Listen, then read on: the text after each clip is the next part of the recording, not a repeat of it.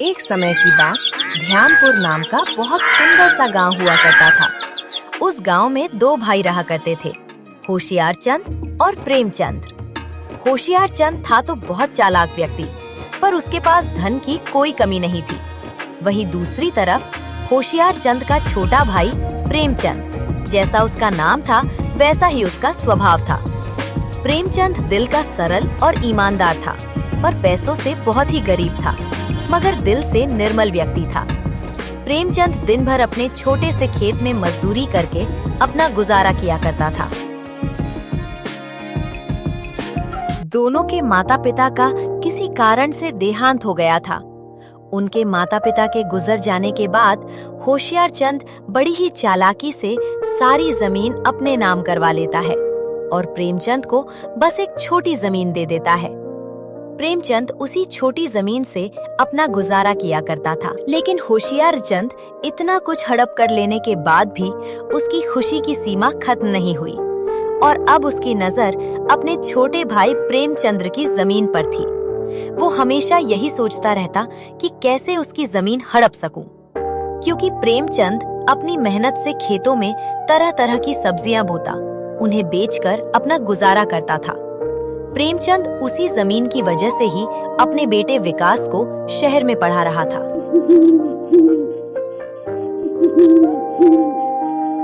ऐसी ही एक सुबह होशियार चंद प्रेमचंद के पास आता है।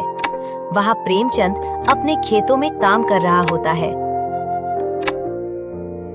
अरे मेरे भाई प्रेमचंद, मैंने गांव वालों से सुना है कि तुम अपने बेटे को शहर में पढ़ा रहे हो और तुम इतनी छोटी सी जमीन में खेती कर रहे हो।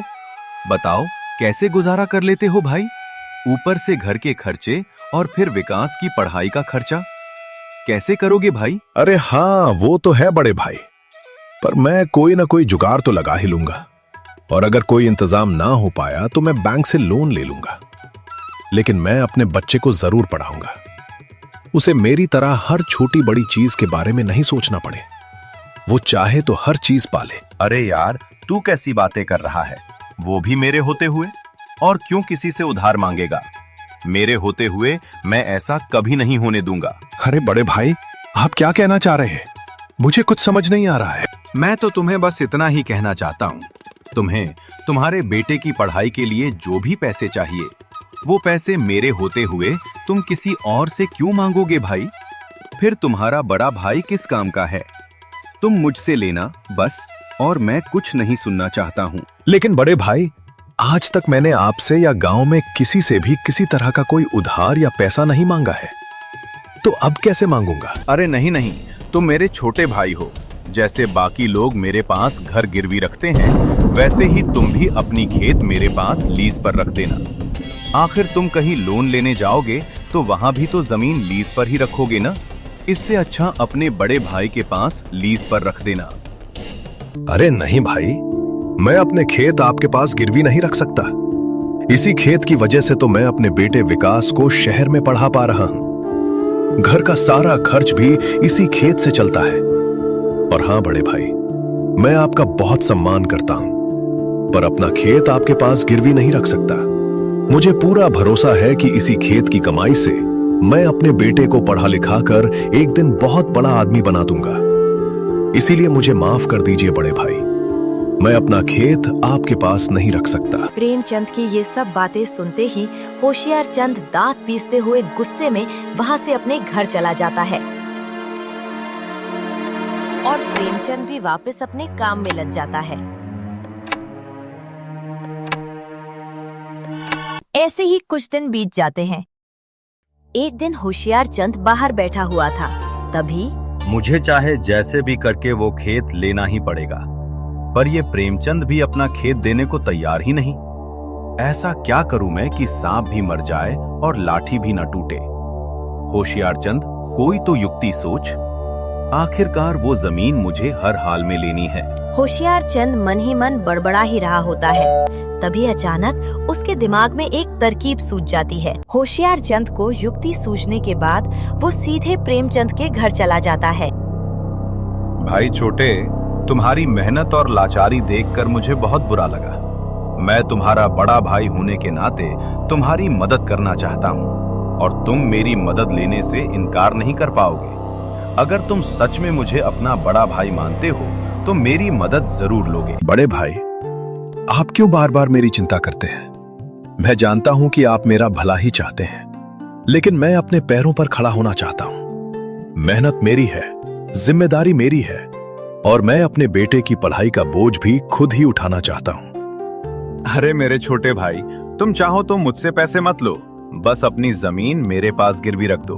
तुम एक काम करो, गांव के दूसरे छोर पर मेरी जो जमीन है ना, वो तुम्हारी जमीन से काफी बड़ी है। तुम उस जमीन पर खेती कर लो। वहां खेती करोगे तो फसल भी ज्यादा होगी और फायदा भी ज्यादा मिलेगा।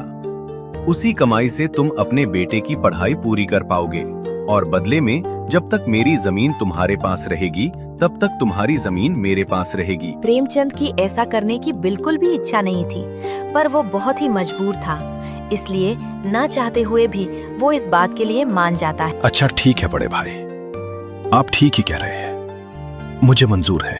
होशियार चंद बहुत ही चालाक किस्म का इंसान था। उसने प्रेमचंद से कुछ कागजात पर हस्ताक्षर करवा लिए। प्रेमचंद को उसकी चालाकी का जरा भी अंदाजा नहीं था। अपने भोले स्वभाव और बड़े भाई की बातों में आकर प्रेमचंद बिना कुछ सोचे समझे उन कागजात पर हस्ताक्षर कर देता है।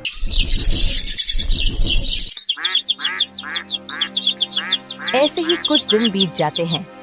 एक दिन प्रेमचंद खेत में काम कर रहा होता है। अरे बाप रे बाप, इतनी कठोर जमीन है कि क्या बताऊं।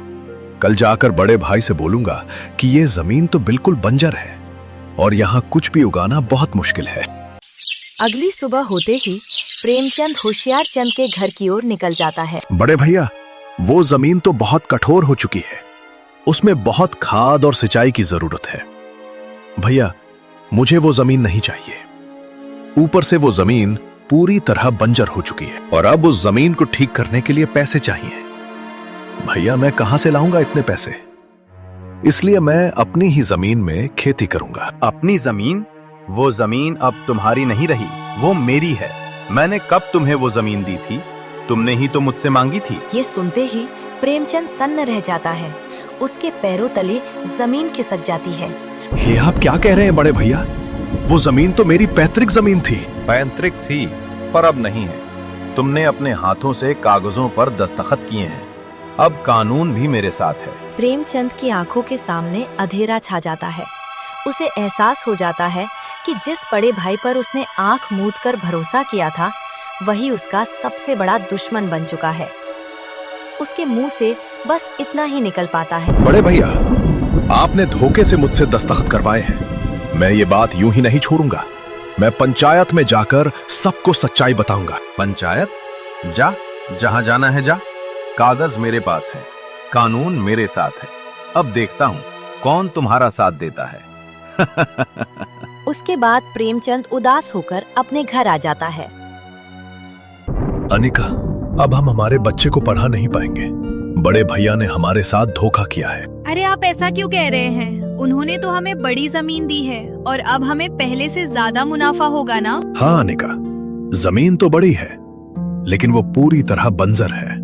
हमें खाद और सिंचाई करनी पड़ेगी, जिसके लिए हमें पैसों की जरूरत है। अभी हमारे पास इतने पैसे नहीं है। अरे तो जी, इसमें परेशान होने की क्या बात है? हम अपना खेत वापस ले लेते हैं ना और उनका वापस कर देते हैं। हाँ, मैं खेत के लिए उनके घर गया था, लेकिन उन्होंने साफ कह दिया कि वे मेरा खेत वापस नहीं देंगे। उनका कहना था कि अब वो खेत उनका हो चुका है। उन्होंने चालाकी से मुझसे खेत के कागजों पर हस्ताक्षर भी करवा लिए हैं, इसलिए अब वे किसी भी हालत में खेत लौटाने को तैयार नहीं है। अब हम क्या करें जी? हम अपने बच्चे को कैसे पढ़ाएंगे? तुम चिंता मत करो, मैं कल ही पंचायत में जाकर इनकी शिकायत करूं। फिर अगली सुबह होते ही प्रेमचंद पंचायत पहुंच जाता है। पंचायत जी, मैं अनपढ़ और सीधा आदमी हूं। मेरे बड़े भाई ने मेरी मजबूरी का फायदा उठाकर मुझसे धोखे से जमीन के कागजों पर दस्तखत करवा लिए। ये जमीन ही मेरे बेटे के भविष्य का सहारा थी। होशियार चंद, क्या तुमने सच में अपने छोटे भाई की मजबूरी का फायदा उठाया? मैंने कुछ भी गलत नहीं किया। कागजों पर इसके अपने हस्ताक्षर हैं। अब जमीन मेरी है। तभी भीड़ से एक बूढ़ा किसान बोल उठता है। मुखिया जी, जिस दिन ये कागज लिखे गए थे मैंने देखा था। प्रेमचंद को कुछ पढ़कर नहीं सुनाया गया था। बस कहा गया था कि ये लीज के कागज है। एक एक कर और गांव वाले भी सच्चाई बताने लगते हैं। पंचायत के चेहरे पर सख्ती आ जाती है। धोखे से करवाए गए हस्ताक्षर कानूनन भी अपराध है। ये मामला अब यहीं खत्म नहीं होगा। पंचायत सख्त तो हो जाती है पर कुछ कर नहीं पाती, क्योंकि कागजों पर प्रेमचंद के ही हस्ताक्षर थे। कानून की नजर में वही सच्चाई मानी जाती है और पंचायत चाहकर भी बेबस रह जाती है। फिर वहाँ से भी दुखी होकर प्रेमचंद वापस अपने घर चला जाता है। अरे जी, क्या हुआ? आप बहुत परेशान दिख रहे हैं। पंचायत ने हमारी समस्या का क्या समाधान निकाला? अरे अनिका, क्या बताऊं, बड़े भैया ने मुझसे कागजों पर हस्ताक्षर करवा लिए हैं। अब उनके पास ठोस सबूत है। पंचायत भी चाहकर कुछ नहीं कर सकी। अब हमारी जमीन हमें नहीं मिलेगी और अब हमें घर के गुजारे के लिए कोई दूसरा रास्ता सोचना होगा। भाग्यवान अजय, आप परेशान मत होइए, हम सब्जियों का व्यापार शुरू करते हैं। अब जब खेत नहीं रहा तो हम किसी और से सब्जियां लेकर उन्हें बाजार में बेचेंगे। अरे तो भाग्यवान, सब्जियां लेने के लिए भी तो पैसे चाहिए होंगे ना। ऊपर से अगले महीने विकास को पैसे भी भेजने हैं। समझ नहीं आ रहा है क्या करना चाहिए। भाग्यवान, आप चिंता मत कीजिए, आपने जो घर के खर्च के लिए पैसे दिए थे उन्हीं में से मैंने कुछ पैसे बचा कर रखे हैं। हम उन्हीं पैसों से अपना व्यापार शुरू करेंगे। क्या सच में भाग्यवान तुम्हारे पास पैसे हैं? तो फिर कल ही जाकर सब्जियां लेकर मैं बाजार बेचने जाऊंगा। भाग्यवान। फिर अगली सुबह। काका, बैंगन कैसे किलो दिए? बेटी, 50 रुपए किलो है। इतने महंगे काका? रहने दो, आगे जाकर ले लूंगी। घर के लिए बढ़िया मसाले। काका, आलू कैसे किलो दिए? भाई 100 रुपए किलो है। अच्छे भी हैं और सस्ते भी हैं। रहने दो भाई, मुझे नहीं चाहिए, बहुत महंगे हैं। प्रेमचंद की ठेले पर लोग सब्जियां लेने तो आते थे, पर जैसे ही वे दाम सुनते, कोई मुंह बना लेता, कोई सिर हिलाकर आगे बढ़ जाता। दाम ज्यादा होने की वजह से उसकी सब्जियां ज्यादा देर तक ठेले पर ही पड़ी रहती। शाम ढलने लगती, पर टोकरी लगभग वैसी ही भरी रहती। प्रेमचंद मन ही मन चिंता करता। हर नजर जो उसके ठेले से खाली लौटती, उसके दिल पर बोझ बढ़ा देती। मेहनत थी, उम्मीद थी, पर बाजार की सच्चाई उसके सामने खड़ी थी। कुछ ही देर में संध्या भी हो जाती है और प्रेमचंद अपने घर की ओर निकल जाता है। ऐसे ही दिन बीत जाते हैं। फिर एक दिन विकास शहर से गांव में अपने पिताजी को पढ़ाई की फीस के लिए फोन करता है। पिताजी, महीना पूरा हो गया है, अब फीस भरने की तारीख आ चुकी है, तो आप मुझे फीस भिजवा दीजिए। बेटा, मुझे माफ करना, मैं तुम्हारी फीस नहीं दे पाऊंगा। अब क्या करूं? घर का गुजारा भी बहुत मुश्किल से हो रहा है। फिर प्रेमचंद सारी घटना अपने बेटे विकास को बता देता है। मुझे माफ करना बेटा, अब मैं तुम्हें नहीं पढ़ा पाऊंगा, क्योंकि अब मेरे पास कमाई का कोई जरिया नहीं बचा है। अच्छा ठीक है पिताजी, मैं कल ही गांव आकर इस समस्या का हल निकालूंगा। अब आप बिल्कुल भी चिंता मत कीजिए, मैं कल सुबह ही आ रहा हूँ पिताजी। पढ़ाई की फीस समय पर न मिलने के कारण विकास को अपनी पढ़ाई बीच में ही छोड़नी पड़ती है। वो रोज उम्मीद लेकर इंतजार करता रहा कि शायद पिताजी पैसे भेज दे, पर हर दिन खाली हाथ ही लौटता। आखिरकार मजबूरी में विकास ने अपने सपनों की किताबें बंद कर दी। जिस शिक्षा को वो अपने भविष्य की सीढ़ी मानता था, वही अधूरी रह गई।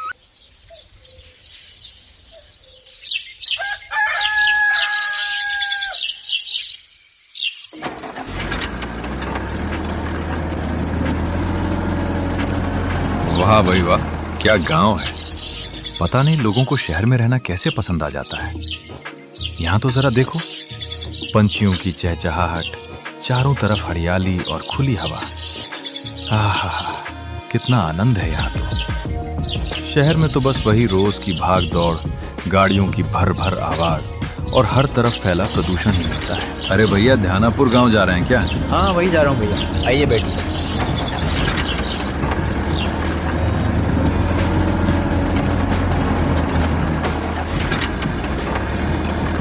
घर पहुंचते ही विकास को उसके पिताजी सारी सच्चाई बता देते हैं कि किस तरह होशियार चंद ने उसकी जमीन हड़प ली। पिताजी, मेरे पास एक बहुत अच्छी तरकीब है। मैं जैसा आपको बोलता हूँ आप वैसा ही कीजिए। विकास अपनी सारी तरकीब अपने पिताजी को बता देता है। फिर दोनों रात होने तक इंतजार करते हैं। काफी अंधेरा हो चुका होता है। पूरा गांव गहरी नींद में सो रहा होता है। तभी बाप बेटे दोनों एक एक बोरा उठाए चुपचाप अपने घर से बाहर निकलते हैं। वे उसी खेत की ओर बढ़ जाते हैं जो होशियार चंद ने प्रेमचंद को दिया था। चारों ओर सन्नाटा पसरा होता है। सिर्फ झींगुरों की आवाज सुनाई दे रही होती है। खेत में पहुंचकर दोनों जमीन खोदते हैं और उन बोरों को अलग अलग जगहों पर गाड़ देते हैं। सब कुछ इतनी खामोशी से होता है कि किसी को जरा भी भनक नहीं लगती।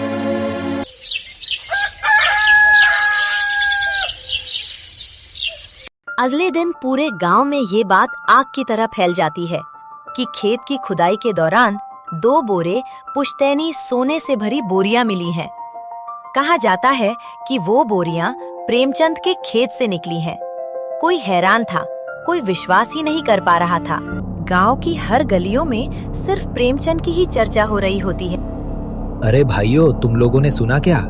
आज प्रेमचंद के खेत से पुश्तैनी सोने की 2 बोरियां निकली हैं। अरे हाँ भाई, सुनने की क्या बात करते हो? मैं तो देखने भी गया था। सच में 2 बोरियां निकली है, वो भी सोने की, एकदम चमकता हुआ। अरे वो तो पूरी तरह बंजर जमीन थी ना, तो फिर खजाना कहाँ से आ गया भाइयों? भाई खजाना ऐसी ही जगहों से तो निकलता है। अब प्रेमचंद उसे बेचकर बहुत अमीर हो जाएगा। उस प्रेमचंद की तो किस्मत ही चमक गई। समोसे लेने आया होशियार चंद। ये सब सुनते ही एकदम हक्का बक्का रह जाता है। उसके बाद होशियार चंद मन ही मन कहता है, आखिर कैसे हो सकता है ये सब? उस बंजर सी जमीन से सोने से भरी 2 बोरियां कैसे निकल सकती हैं? अब तो लगता है अगर हर जगह खुदाई करवाई जाए तो सोना ही सोना निकलेगा। होशियार चंद, अब देर मत कर। किसी नई चाल की जरूरत ही क्या है? वो जमीन तो मेरी ही है, सीधे वापस ले लूंगा। उसके बाद होशियार चंद के अंदर सोना पाने का लालच जाग उठता है। वो वहाँ से जल्दी जल्दी निकल जाता है। होशियार चंद तुरंत पागलों की तरह प्रेमचंद के घर चला जाता है। अरे मेरे छोटे भाई, मुझे मेरी जमीन वापस दे दो। वैसे भी वो बंजर जमीन तुम्हारे किसी काम की नहीं है और तुम अपनी जमीन वापस ले लो। पर बड़े भैया, हमने तो वो जमीन आपस में अदला बदली कर ली थी ना। अब आपकी जमीन मेरी है और मेरी जमीन आपकी है, और आप ही ने तो मुझसे कागजों पर हस्ताक्षर करवाए थे, तो अब आप मुझसे वो जमीन क्यों मांग रहे हो? अरे मेरे प्यारे छोटे भाई, मैं तो उस समय तुमसे मजाक कर रहा था ताकि तुम उस जमीन पर खूब मेहनत करो और अपने बेटे विकास को अच्छे मुकाम तक पहुंचा सको। देखो, यहाँ रहे उस जमीन के कागजात। अब तुम वो जमीन मुझे वापस कर दो। तभी विकास होशियार चंद की सारी बातें सुनकर बोलता है, लेकिन मेरी एक छोटी सी शर्त है, वो शर्त आपको माननी पड़ेगी। हाँ बेटा, क्या शर्त है? मुझे तुम्हारी सारी शर्तें मंजूर हैं। तुम बस मेरी जमीन मुझे वापस कर दो। आपको हमारी जमीन हमें वापस करनी होगी।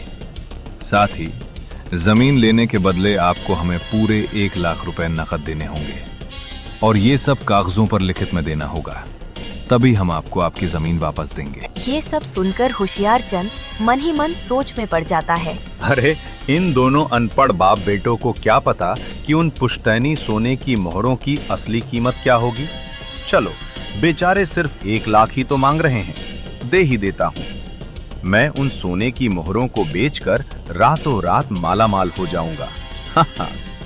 मेरे बेटे विकास, मुझे तुम्हारी सारी शर्तें मंजूर हैं। मैं कल तुम्हें पैसे भी दे दूंगा और तुम्हारे कागजों पर हस्ताक्षर भी कर दूंगा।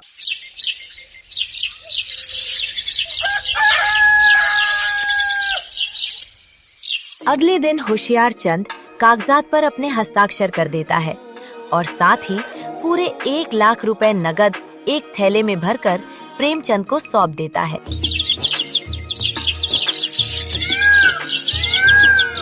सारा काम हो जाने के बाद होशियार चंद एक पल की भी देरी नहीं करता और लालच से भरे मन के साथ तुरंत अपने खेत की ओर चल पड़ता है। आज तो मैं पूरी जमीन ही खोद डालूंगा। आज खेत से पूरा सोना निकाल कर ही दम लूंगा। ऐसे ही बड़बड़ाते हुए वो पूरा खेत खोद डालता है। मगर उसे कहीं भी सोना नजर नहीं आता। जब सोना कहीं नजर नहीं आता, तब थक हार कर होशियार चंद वही खेत के बीचों बीच एक जगह बैठ जाता है। हे भगवान, ये क्या हो गया? मुझे तो कुछ भी नहीं मिला। मतलब उन दोनों बाप बेटों ने मुझे चूना लगा दिया। जमीन के साथ साथ मुझसे पैसे भी ले गए। हाय रे भगवान, मैं तो पूरी तरह बर्बाद हो गया। बेचारा होशियार चंद अपने आप को कोसने लगता है। वो बार बार यही कहता है, काश मैंने लालच न किया होता, काश अपने ही भाई के साथ धोखा न किया होता। तो दोस्तों, आप सबने देखा ना, जो दूसरों के साथ बुरा करता है अक्सर उसके साथ बुरा ही होता है। और हाँ, अगर आप इस चैनल पर नए हैं तो सब्सक्राइब जरूर करें ताकि हमारी वीडियो आप तक सबसे पहले पहुंच सके।